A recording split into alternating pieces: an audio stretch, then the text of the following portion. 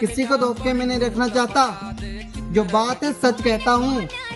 पर तू महलों में रहने वाली मेरी जान मेरे साथ रह लेगी, क्योंकि मैं कच्चे घरों में रहता हूँ।